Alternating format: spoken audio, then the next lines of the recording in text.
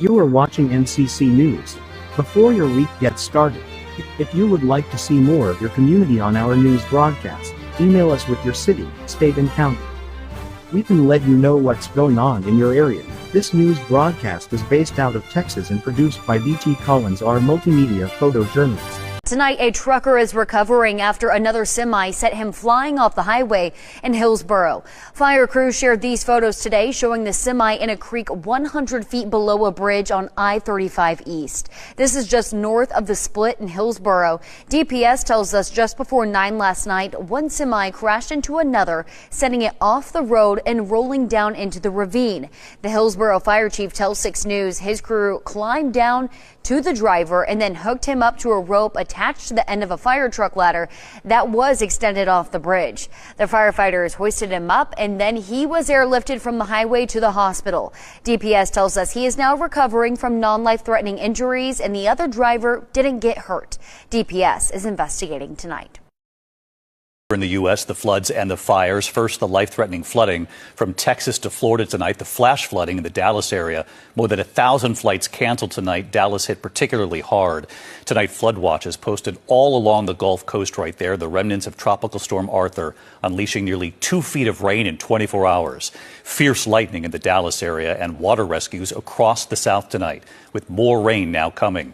Lee Goldberg has the forecast for us in Morgan Norwood tonight from the storm zone. Tonight, catastrophic flooding across the South. Oh my God. Cars and homes underwater. First responders racing to rescue people from rapidly rising water. Torrential downpours in Dallas sparking a flash flood emergency. Nearly 3 inches of rain, half a month's worth falling in less than 24 hours. More than 1,000 flights canceled tonight, with the biggest impacts in Dallas due to the storms. The heat-fueled remnants of Tropical Storm Arthur flooding communities in Stone County, Mississippi. Families escaping this RV park by boat. I just don't know what I'm going to do next. And here in Baldwin County, Alabama, east of Mobile, roads inundated. For the people who live here, this is not a creek or a canal, though it's been functioning like one. This is their main road in and out of their community. And every time it rains pretty heavy, it floods pretty easily. How frustrating is that, if at all? Oh, very frustrating. It makes it difficult to make it to work and get home. Look at that! And tonight, millions in the Midwest cleaning up from devastating tornadoes. Trevor Craig capturing the moment a twister slammed into his home in Effingham, Illinois. Oh my gosh. What in the world just happened?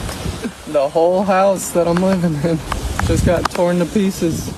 And David, another round of storms expected Saturday, potentially causing new flooding problems and worsening situations like the one that you see here. Residents stranded, now being pulled to safety by boat. David? We're thinking about millions of families across the South dealing with this for days now. Morgan, thank you. Okay, so let's get to the news of the day. A man is dead after he was trapped under a building while he was working. Dallas Fire Rescue says this victim was digging under a building in northwest Dallas yesterday on Sage Hill Lane. That's near 635 and MacArthur Boulevard. Crews say a tunnel collapsed, trapping him under the concrete. Firefighters had to cut through the floor and then dig through 3 feet of dirt to recover his body. Both OSHA and the county medical examiner are now looking into what exactly happened to the 29-year-old. Breaking news out of Southwest Houston. Police are searching for the gunman who they say shot a woman to death. This happened at the New Hope housing location in Sharpstown on Dale Carnegie Lane. And ABC 13's Mo Hyder is live there tonight with some of the late breaking details on this one. Mo. Yeah, Eric, well, a spokesperson with HPD did say the suspect and the victim lived next to each other inside New Hope Housing, and they were also dating. And I looked on the website for New Hope Housing. It says it's a program that provides affordable housing for low-income residents, and this is one of their locations across the Houston area. Now, according to HPD, officers got a call about the shooting around 8 o'clock tonight. When they got here, they found the woman shot to death in her upper body. They tell us the suspect, who is her neighbor, took off from the scene. Right now, investigators are trying to determine what led up to the shooting. I'm being told a gun was not found inside, and police aren't sure if he's still in the area. I also spoke with one of the HPD commanders here on scene earlier. Right now, they're looking through surveillance video in hopes of tracking the suspect down. Live in Southwest Houston, Mo Hyder, ABC 13 Eyewitness News. PI Financial.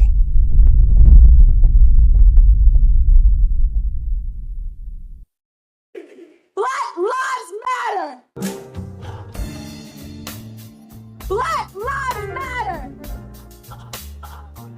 I am happy to join with you today in what will go down in history as the greatest demonstration for freedom in the history of our nation.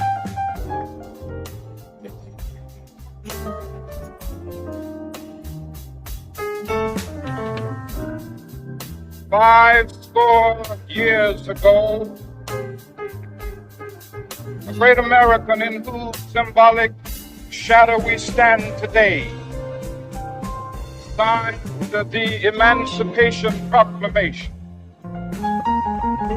This momentous decree came as a great beacon light of hope to millions of Negro slaves who had been seared in the flames of withering injustice.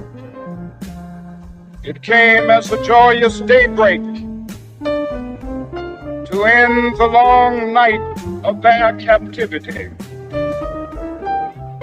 But 100 years later, the Negro still is not free. 100 years later, the life of the Negro is still badly crippled by the manacles of segregation and the chains of discrimination. 100 years later. Don't shoot! Hands up! Don't shoot! Hands up! Don't shoot! Say his name! George Floyd! Say his name! George Floyd! Martin Luther King began back in the 40s. His beginning was back in the 40s, but we didn't get the results of it until he was assassinated. And that was when we really saw things really change for me. If you didn't want me to be there, I wasn't going to be there. That was the way I felt. But as kids, we didn't know that it was that bad as it was. We as a people will get to the promised land.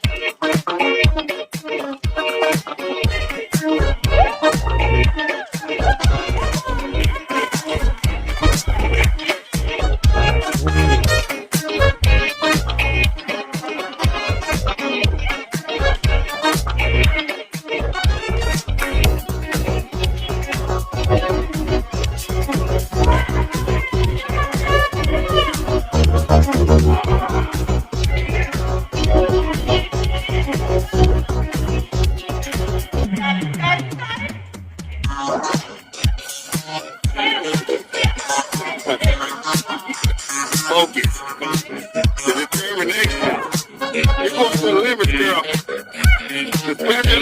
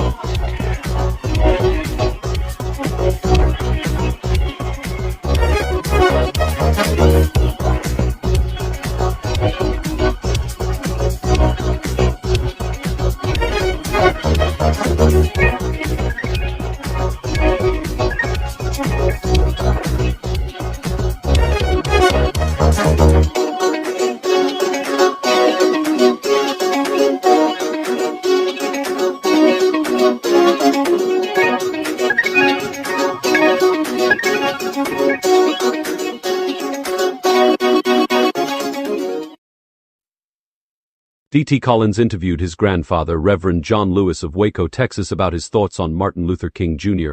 and what changes that he saw personally during Dr. King's journey as he led the civil rights movement. Martin Luther King began back in the 40s. His beginning was back in the 40s, but we didn't get the results of it until he was assassinated. And that was when we really saw things really change. For me, I could see so many changes made then because I worked in places. I worked for the railroad, and before 1965, 1975, we still had certain places we worked in. I was a machinist. I worked as a machinist. I couldn't hold a job like an inspector out on the road, and that after his death, I was able to. I worked the last 5 years for Union Pacific. I worked for Santa Fe first. At Santa Fe, as long as I worked for them, we just had certain positions we could hold. But when I went to work after his death, that's when it taken effect. The greatest effect was that we got equal rights on the job. I was able to get a job. I retired. I done 5 years of service after his death as a machinist and an inspector running the road. I had my own truck. I was my own boss. All I had to do was get my work out of the computer and go out there and check the trains out, inspect them and everything. I didn't have nobody telling me what to do or how to do it because I was qualified to do the job. But before then, because of the color of my skin, I couldn't have that job. This was that was the difference in the color of your skin. There was just so many things we couldn't do because of the color of your skin. Another individual who had plenty to say concerning Martin Luther King Jr. and the civil rights movement was Coach Cornelius Cooper, who played for the Miami Dolphins earlier in his life and then became one of the coaches at Prairie View University. He is up in age now and a member of West Orange School District as a mentor and still carries the name Coach.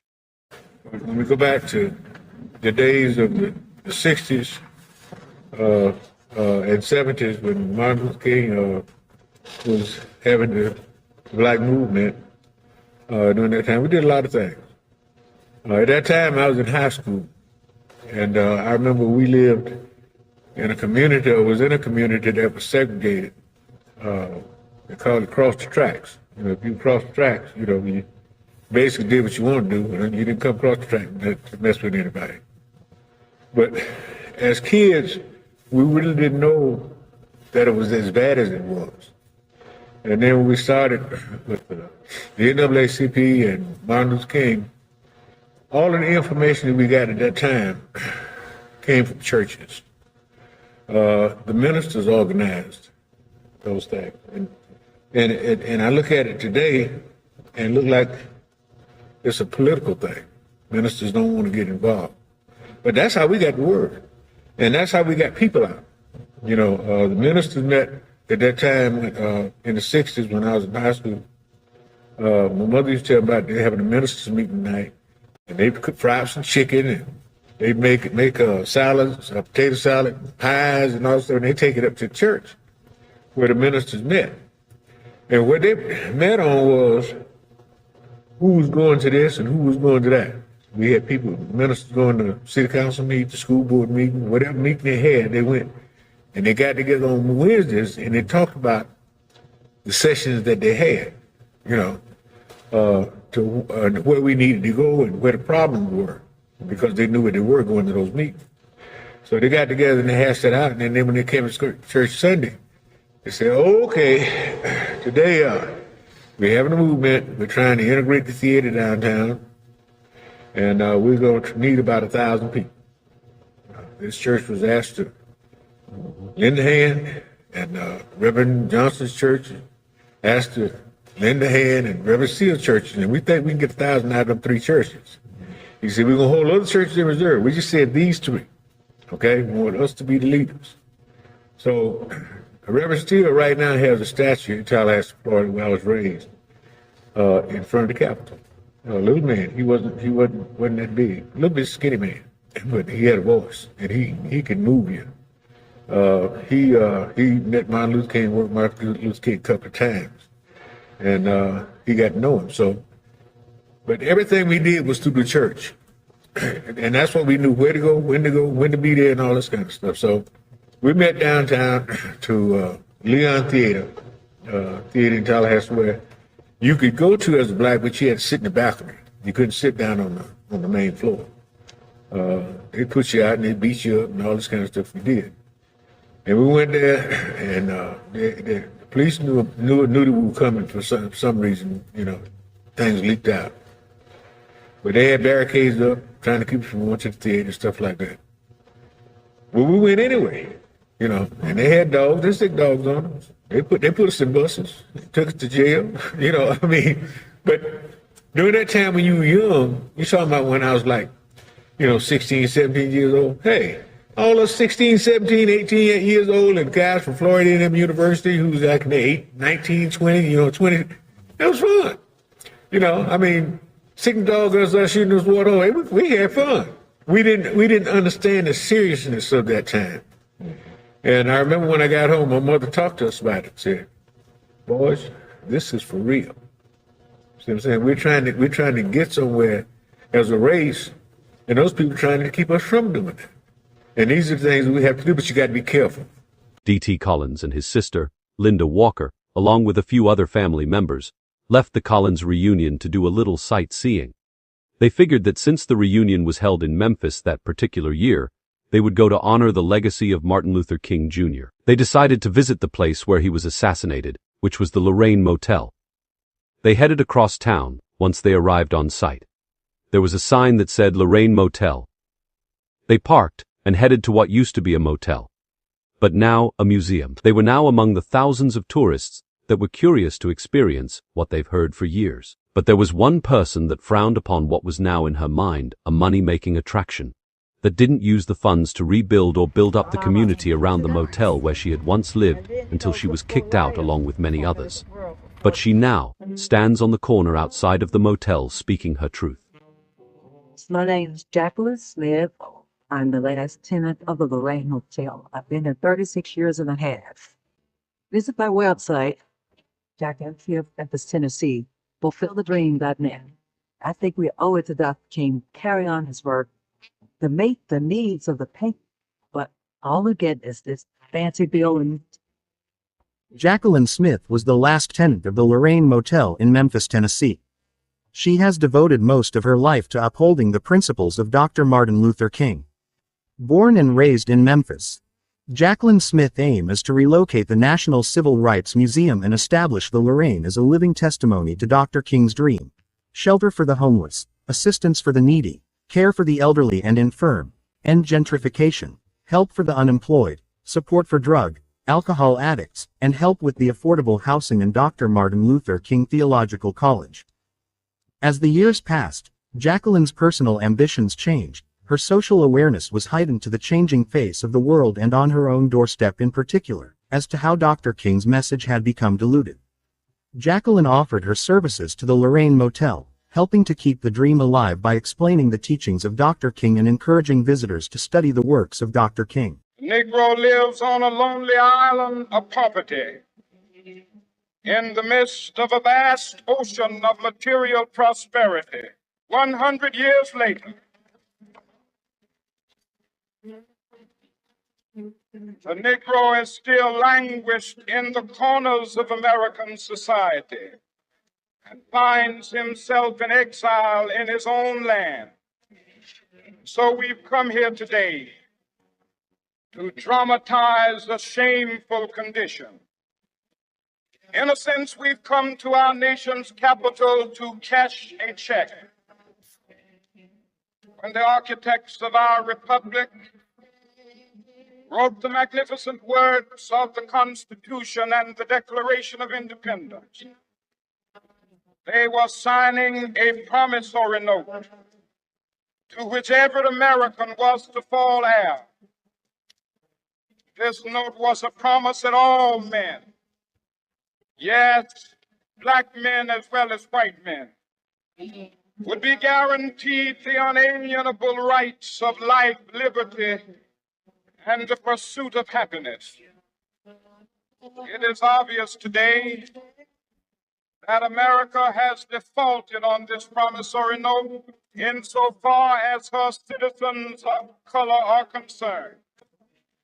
Instead of honoring this sacred obligation, America has given the Negro people a bad check which has come back marked insufficient funds.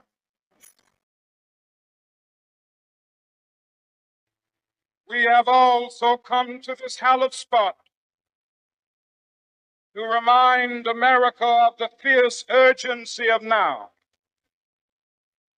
This is no time to engage in the luxury of cooling off or to take the tranquilizing drug of gradualism.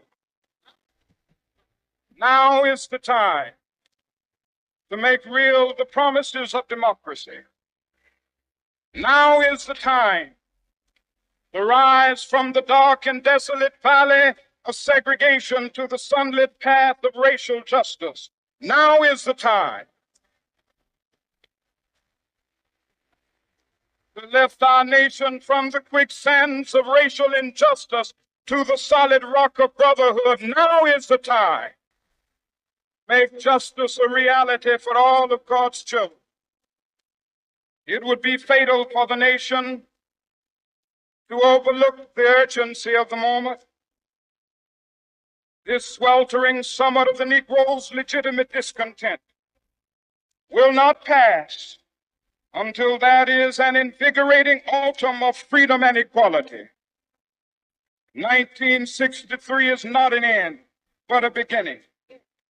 Those who hope that the Negro needed to blow off steam and will now be content will have a rude awakening if the nation returns to business as usual. There will be neither rest nor tranquility in America until the Negro is granted his citizenship rights. The whirlwinds of revolt will continue to shake the foundations of our nation until the bright day of justice emerges. As DT and Linda made their way into the Lorraine Motel, they were amazed at how much history displayed throughout each room and hallway. There was a mixture of people there experiencing their own memory to take back home to talk about. They were astonished at how real everything looked and were displayed, especially as they walked through the bus that Rosa Parks rode on.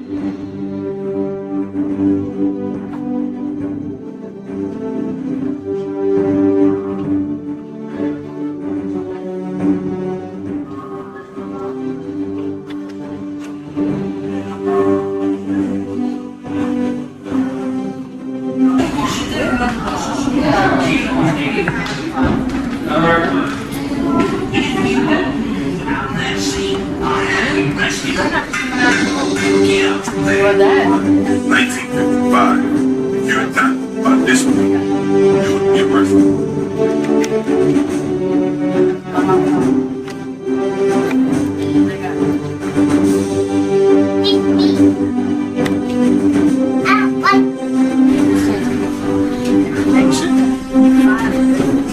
Please move to the back of the bus. I need that seat now. Please move back. If you can sit there on other buses, suppose you get off and into one of them.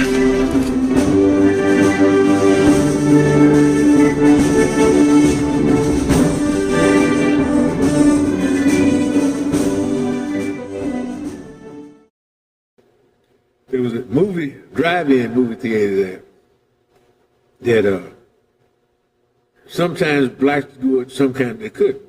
And we never understood why. So they had a movie going on, they said it was for white only. And during that time, everything was for white only, or black only, Negroes go in the back and, colored goes this way.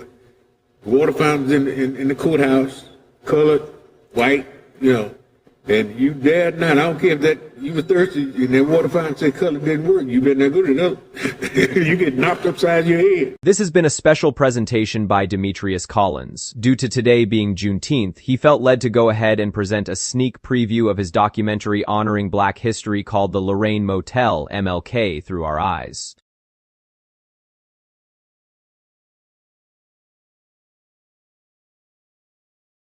Tune in and watch each episode as we spread the news in your area. If you have news that you want aired here on NCC New Texas, send it to us. NeboMarketing@yahoo.com. We want to keep you informed through each broadcast.